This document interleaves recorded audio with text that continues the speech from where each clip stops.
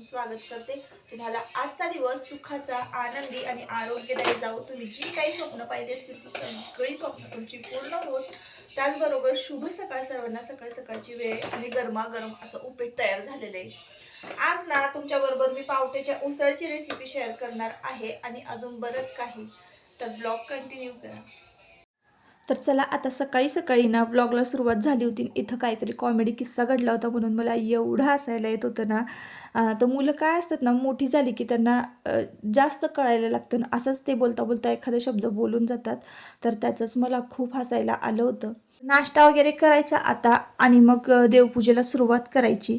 म्हणजे आधीच देवपूजा झाली होती, फक्त रांगोळी वगैरे काढायची बाकी होती। आजच्या ब्लॉगमध्ये मी तुमच्याबरोबर दत्त महाराजांची आपण स्थापना कशी केलेली आहे, प्राणप्रतिष्ठा कशी केलेली आहे ते शेअर करणार आहे। खरं तर ना मला लवकरच तुमच्याबरोबर ह्या गोष्टी शेअर करायच्या होत्या। पौष महिन्यामध्ये आपण कुठलंही शुभ काम करत नाही बरं का। म्हणजे आता हा लागलेला आहे पौष महिना, मार्गशीर्ष महिन्यातल्या शेवटच्या गुरुवारीच मी दत्त महाराजांच्या मूर्तीची प्राणप्रतिष्ठा केली होती। तर ती कशा पद्धतीने केली ती व्हिडिओ क्लिप मी तुमच्याबरोबर पुढे शेअर करते। त्याआधी ना माझी देवपूजा झाली होती, फक्त शेवटला रांगोळी काढायचं काम राहिलं होतं आणि इथं रांगोळी काढून घेतली बघा। मस्त अशी सकाळी सकाळी देवपूजा झाली। हा व्हिडिओ गुरुवारचा आहे, गुरुवारच्या दिवशीची ही देवपूजा आहे आणि शेवटच्या मार्गशीर्ष महिन्यातल्या शेवटच्या गुरुवारी दत्त महाराजांच्या मूर्तीची स्थापना केलेली आहे। आणि सगळ्याच मूर्त्यांची जसं की मी मूर्त्या बदललेल्या आहेत, तर त्या सगळ्याच मूर्त्यांची मार्गशीर्ष महिन्यात ज्या त्यावारी मी स्थापना करून घेतलेली आहे। म्हणजे अन्नपूर्णेची आपल्या सवाष्णींचा ब्लॉग तुमच्याबरोबर शेअर केला ना, त्याच दिवशी महालक्ष्मीची अन्नपूर्णा देवीच्या मूर्तीची प्राणप्रतिष्ठा केली होती। त्याचबरोबर गणपती बाप्पांचा वारसुद्धा मंगळवार असतो, म्हणून गणपती बाप्पांची सुद्धा त्याच दिवशी प्राणप्रतिष्ठा केली होती। तर आता प्राणप्रतिष्ठा जर करायचं असेल ना, तर तुम्ही एखादी मूर्ती जर नवीन आणली तर काय करायचं, आपण ती लाल कापडामध्ये झाकून ठेवायची आहे। कुठलीही तुम्ही नवीन मूर्ती घेतलीत ना, किंवा तुम्हाला जुन्या मूर्त्या बदलायच्या असतील आणि नवीन मूर्त्या देवघरामध्ये स्थापन करायच्या असतील ना, तर नवीन मूर्ती आणल्यानंतर आपण लाल कापडामध्ये झाकून ठेवायची आहे। जोपर्यंत आपण त्यांची प्राणप्रतिष्ठा करत नाही तोपर्यंत लाल कापड मूर्तीवरून काढायचं नाही असं। आणि मग त्यानंतर आपल्याला ज्या दिवशी स्थापना करायची आहे त्या दिवशीचा मुहूर्त वेळ आपण बघायचा आहे। जर नाहीच एवढं सगळं करायला जमलं तर काय करायचं, सरळ ब्रह्ममुहूर्तावर आपण कुठल्याही मूर्तीची प्राणप्रतिष्ठा करू शकतो।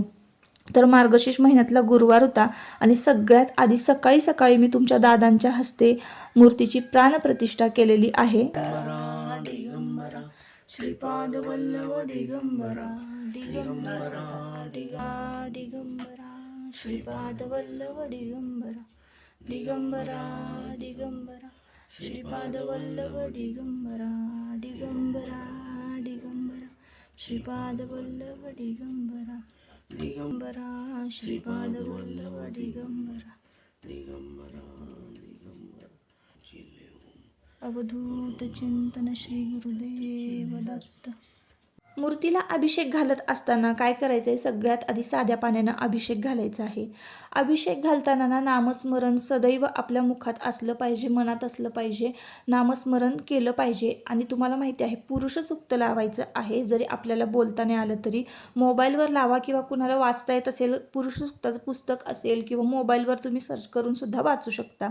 आणि मग त्यानंतर काय करायचं, आपल्याला पंचामृतानं अभिषेक करायचा आहे। आता तुम्ही डायरेक्ट पंचामृत तयार केलं आणि डायरेक्ट अभिषेक घातला तरीही चालेल, नाहीतर मग तुम्ही दुधानं, दह्यानं, मधानं, तुपानं असं एक एक करून जर अभिषेक घातला तरीसुद्धा चालणार आहे। त्यानंतर पुन्हा एकदा साध्या पाण्यानं अभिषेक घालायचा आहे। मग त्यानंतर तुमच्याकडं गंगाजल असेल तर गंगाजलानं सुद्धा तुम्ही अभिषेक करू शकता, नाहीतर मग गुलाबजलानं अभिषेक करायचा आहे। मग गुलाबजलानं अभिषेक घातला की पुन्हा एकदा साध्या पाण्याने मूर्तीला अभिषेक घालायचा आहे। स्वच्छ कापडानं मूर्ती पुसून घ्यायची आहे आणि मग त्यानंतर ना त्यांना बसायला आसन द्यायचं आहे। आता छोटासा पाट हा मी येतानाच घेऊन आले होते जेव्हा मी मूर्ती घेतली होती तेव्हा। तर हा ओरिजिनल सागाचा आहे पाट आणि दत्त महाराजांना ना पिवळा रंग म्हणजे आवडतो, तर त्यामुळं ना काय करायचं, पिवळ्या रंगाचं वस्त्र घालायचं आहे। आता इथं छोटंसं माझ्याकडे तुकडा होता ऑरेंज कलर मिक्स पिवळामध्ये होता, तर ते मी पाटावर वस्त्र ठेवलेलं आहे. आणि त्यानंतर आहे ना इथं अत्तर लावतायत तुमचे दादा. तर अत्तर जर असेल ना तर अत्तर लावायचं आहे मूर्तीला. आणि मग त्यानंतर आपल्याला जानवं घालायचं आहे. आता माझ्याकडे ना इथं रुद्राक्ष नाही तर मी रुद्राक्षाची माळ घालणार होते दत्त महाराजांना. तर मी बघणारच आहे लवकरात लवकर. आणि लवकरात लवकर ना गणपती बाप्पांना आणि बाळकृष्णांना आणि त्यानंतर दत्त महाराजांना चांदीचं जानवं करणार आहे. आता मी करेन तेव्हा तुमच्याबरोबर शेअर करेन. पण आता तर सध्या ना म्हटलं जानवं करावं. तर साधं मी दोऱ्याचं जानवं केलेलं आहे. आणि ते पहिलं उलटं घातलं होतं दादांनी तुमच्या. आता सरळ करून घातलेलं आहे. आता जानवं घातलेलं आहे. त्यानंतर ना अष्टगंधाचा टिक्का लावायचा आहे. अष्टगंधाचा टिक्का लावताना आपण कपाळाला लावायचा आहे आणि गाईला सुद्धा लावायचा आहे. आणि तिथं श्वान आहे, श्वानाची सुद्धा मूर्ती असते बघा दत्त महाराजांच्या जवळच. तर गाईला, श्वानाला आणि दत्त महाराजांना, परत दत्त महाराजांच्या चरणाला सगळीकडे आपण अष्टगंध लावून घ्यायचा आहे. आणि फुलं अर्पण करायची आहे. मूर्ती पाटावर ठेवताना थोड्याशा अक्षदा ठेवायच्या आणि मगच मूर्ती ठेवायची आहे. अशा पद्धतीनं आपण दत्त महाराजांच्या मूर्तीची स्थापना घरच्या घरी करू शकतो. पुरुष सूक्त लावायचं आहे. दत्त महाराजांना आवडतं फूल जे आहे पिवळं तर ते व्हायचं आहे. आपण तर अर्थातच 2-3 फुलं वाहतो. एक गाईला व्हायचं, एक श्वानाला व्हायचं आहे आणि 3-4 फुलं अशी दत्त महाराजांच्या चरणाशी वाहिलेली आहेत.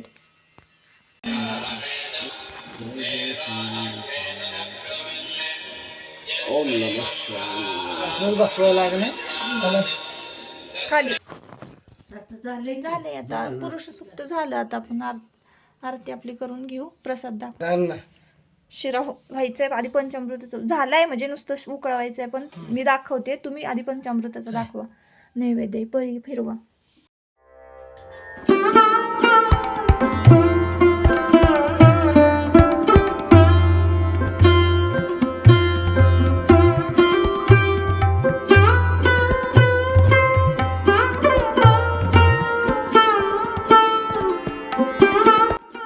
सुरवर मुनिजन योगे समाधिले ध्यान.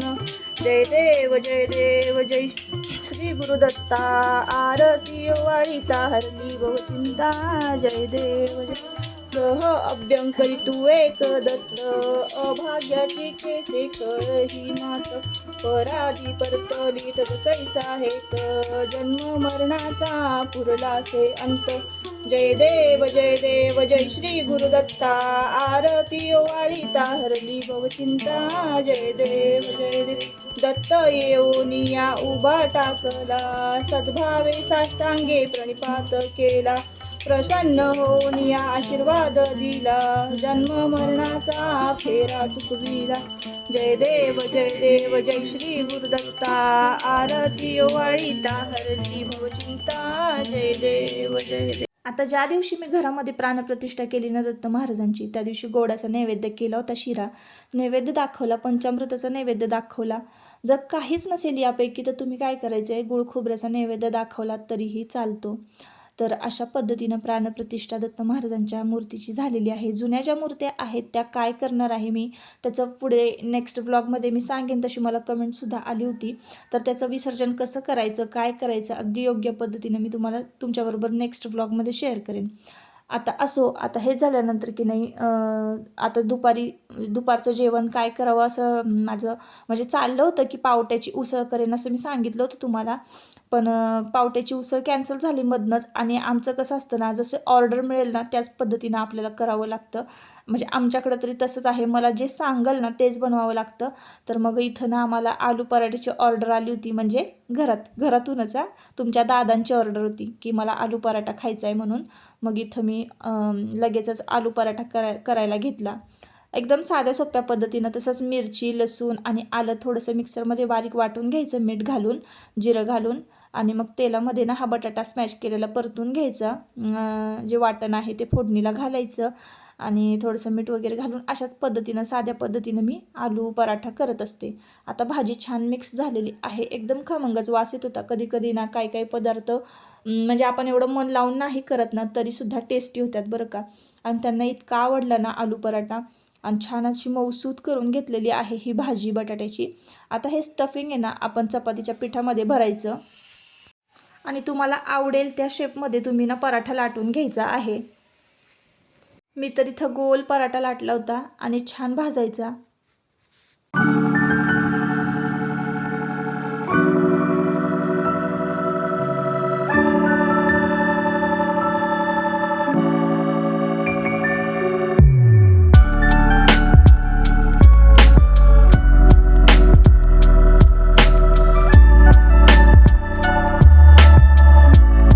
तर एकदम टेस्टी झाली होती. बटरच लावून मी पराठा केला होता सगळ्यांना दुपारच्या जेवणाला.